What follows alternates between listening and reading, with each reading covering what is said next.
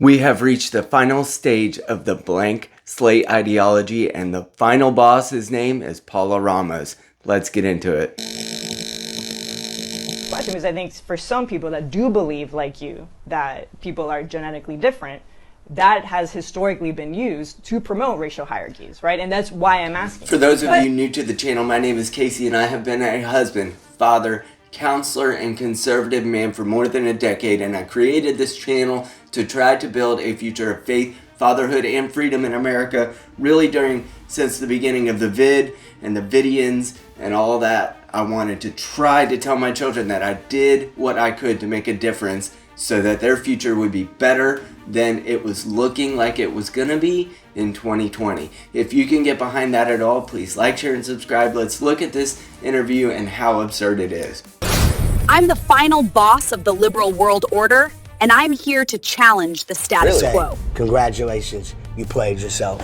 Well, we did it, gents. We finally got to the final boss, and her name is Paola Ramos. It's actually unfortunate because she is a journalist who actually looks pretty persistently at men's issues, and in some cases, I think she even has right ideas about men's issues. She doesn't seem to attack the people she typically interviews, but this interview is making the rounds on Twitter, and it is exceedingly crazy the way that she believes that if you just say the wordy words about what other people's belief system makes them, if you just label them and provide ad hominem attacks subtly and subversively, then you're going to win. Let's look at what's making the rounds on Twitter and why it matters for those of us who believe in reality, who notice patterns, and who can tell what's true. Stop it. Get some help. McDonald's in this first clip, we're going to see Paola Ramos. She's interviewing two pro-natalist individuals, and I had no idea who they were ahead of this interview, but I did a little digging, and they seem to be on brand. It's a husband and wife team. They have a bunch of kids, I guess, and you'll see some of the ways that they seem to appeal to reality. Well, Paola appeals to her ideology and ultimately the appeal to authority, which is the science. And let's watch that. You've said things like black women are biologically different than white women. Yes, they have different fertility windows. They have a higher rate of fertility complications, 50% But there's higher no rate. scientific evidence to prove that a black woman and a white woman are genetically different, right? This is like... What are you talking This is about? according, No. Like literally, there are genes that code for their skin color. There are genes that... Again, this is like government data. This is EMI, right? This is the National Institute of Health. This is the American... Okay, I love this part so much. The gentleman that's trying to explain his case says, what are you talking about? There's genes that code for skin color, and obviously if genetics play any part at all in the created order of how we are as human beings, there are going to be genetic differences between different nationalities, people from different portions of the world, and you don't need to be a microbiologist or a geneticist or an evolutionary psychologist to know that those differences do account for many of the ways that we operate differently within the world. And in this case, they're specifically talking about physical differences. However, there are even a case to be made that actually affects our behavior, as that is poured through our genes from one generation to another.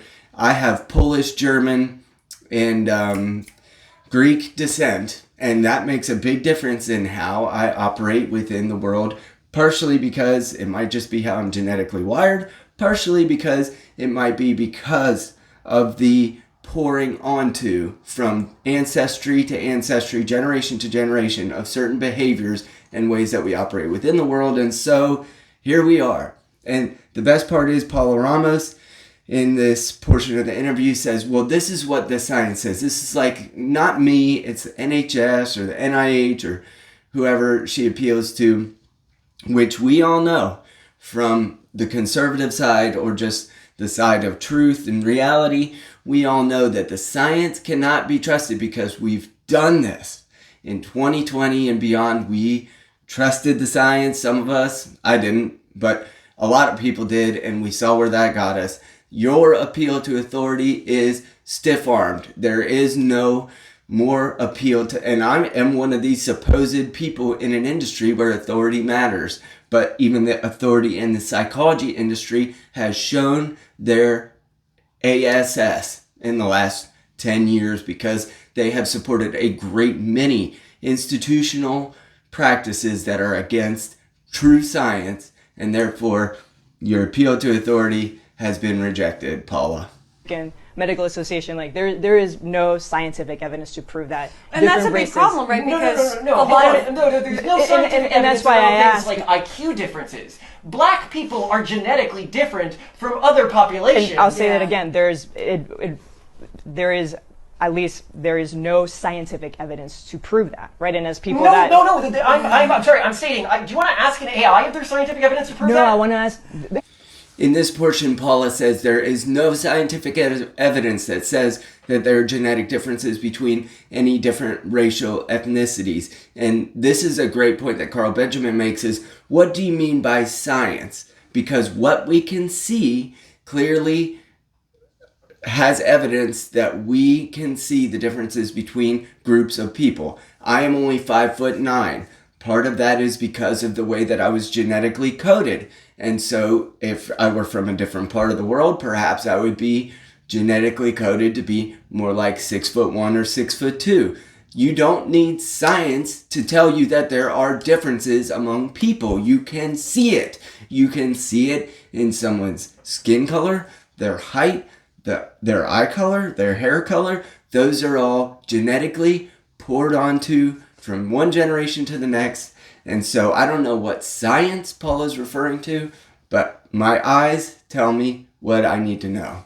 No, because This is what you're purely based stating on is just factually incorrect. Humans are genetically diverse. It's not a bad thing that humans I'm not are saying genetically it's diverse. I'm not saying it's a bad or a good thing. I'm saying there is no scientific evidence. And I'm saying that is a factually... he's saying that there is scientific There evidence. is scientific evidence. There is overwhelming scientific based evidence. on- It is and the this is- basics... No. This is like saying the sky is not blue. Like, it is genes that code their skin color, right? Those genes are obviously different in them than they are in us. How is that not science? That's just like a basic fact. That code their skin color, their level of melanin production are different from my genes that code melanin production. And that's precisely why I was asking this question, because I think for some people that do believe, like you, that people are genetically different, that has historically been used to promote racial hierarchies, right? And that's why I'm asking. Okay, then we get to the end of it, and Paula makes a not so subtle case that people like you, the ones who see differences, are the ones who have contributed to all of the ills that the world has faced. And this is again the PTSD that people have from World War II and the post-war consensus, which says that anything that leads to nationalism, that leads to grouping people, that leads to hierarchies, those are all what contributed to World War II. And somehow, just like the genetic code that she denies exists, our PTSD from that full-scale war on a world level has been passed down from generation to generation, and Paula has inherited that. This is the liberal world order made manifest in this language. And she says, people like you.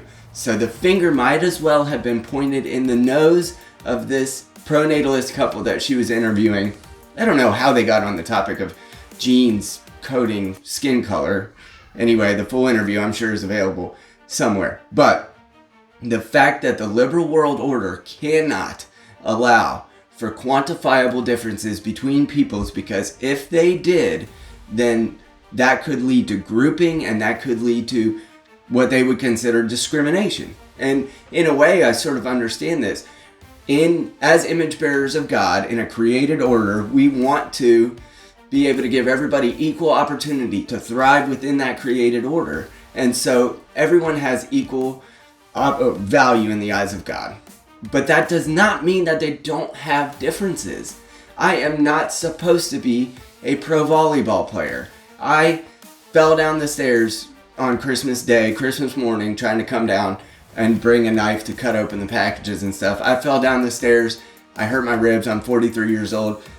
I very evidently am not supposed to be an athlete, although I do try my best. But you know, there are just things that are different about us. That is okay. One of the ways that God created me was that I have the ability to share my ideas. I do a lot of analogies, and those are pretty easy to come up with off the cuff. And so that's part of the reason why this channel has any followers at all. That's okay that not everyone, my wife would literally die on the inside if she had to do this. If she wanted to do this, it would be very challenging for her. That is okay. Part of the differences that we share are what help our marriage to come together in balance and give it value in helping each of us cover for our weaknesses and multiply what's good about ourselves and use those to assert ourselves in the world and have dominion over what God created around us. She gave, God gave physical strength to men and nurturing abilities to women. Those are genetic, encoded differences, and it is for the thriving of each within a relationship. That does not make it bad. That does not make it evil. And we not only should be allowed to recognize these differences, they should be celebrated, because perhaps in a perfect God's kingdom-esque world that we might live in someday, those differences might be able to be utilized to amplify what's good about certain peoples and cover the weaknesses of certain peoples, and that would be wonderful. Use what your genetics and the God who created you, use what's good about those parts of who you are, and hopefully, recognize your weaknesses and be able to utilize others to assist you in that we can be the best image bearers possible. Is that so hard? We can notice differences. People are different. And yes, genes have a lot to do with that. Sorry, Paula. If you can get behind a future where we might be able to recognize differences, patterns, and even speak to each other's strengths and weaknesses in ways that would create a better world for our kids, a better world for a conservative rally, a conservative revival, and even a Christian revival, please like, share, and subscribe. I'd love to do it together.